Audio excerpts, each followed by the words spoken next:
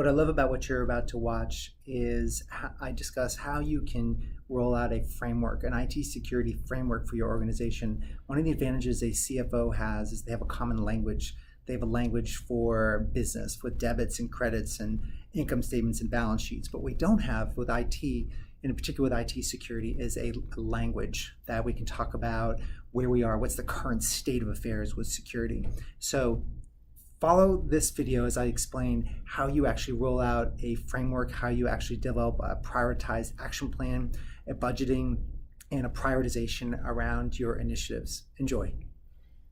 You're going to go through this checkbox audit, right? And then the goal then is to take that checkboxes and what does it mean to my infrastructure and my purchasing decisions? Right. So that's the key piece. There's nothing wrong with these checkbox audits. We can do them for folks as well. We do.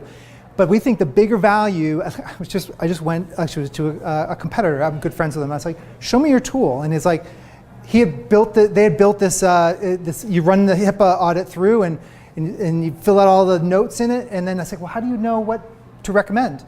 They have a sales guy sit down and they look at all the things and then they come up with like a sales document of like, here's the recommendations. That's like completely like not what we're trying to do here. We want to take the results of that, flush it into a framework that we can actually measure and compare. So Tony's at a point where he's been doing this now. He's on the beta version of this 5 years ago.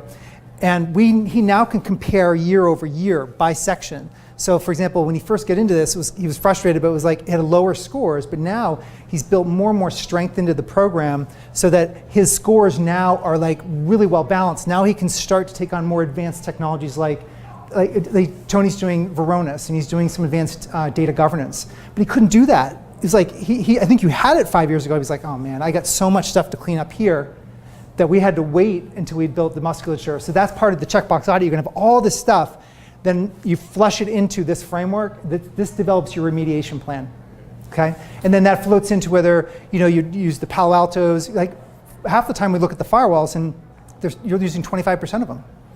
Or they tried to do the DPI, like we've run into, you try to do the deep packet inspection outbound and it starts interrupting business users. And you're like, oh my God, we gotta shut that all off. We look at the firewall and it's not even doing its job.